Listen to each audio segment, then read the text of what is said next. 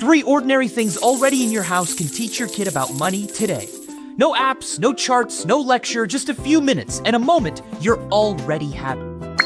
Start with the toothbrush. Next time your kid is brushing their teeth, lean in and ask them something that sounds almost too simple to matter.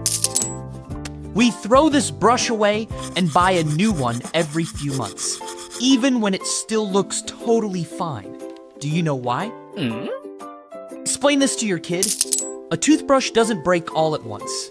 It wears down bit by bit, every single day, until it's just not good enough to use.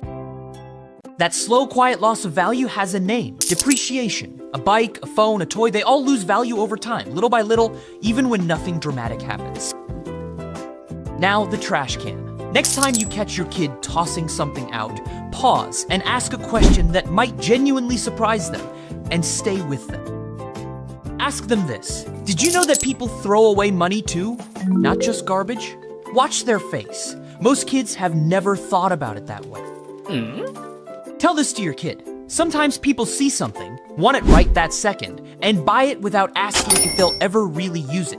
That's called impulsive buying. And that thing they grabbed often just sits in a drawer, stored away and forgotten, until one day it breaks or goes bad, never really used at all. Last one, the alarm clock. Next time it goes off in the morning, turn to your kid and ask them why grown-ups do this every single day. Why do grown-ups set their alarm for the exact same time, morning after morning? Let your kid guess. First, the answer is the whole secret to saving money. Waking at the same time every day builds a habit, and repeating that small habit day after day is exactly what makes it finally stick. Saving money works exactly the same way. Putting away even a tiny amount every week adds up. Not because it's a lot, but because you keep showing up.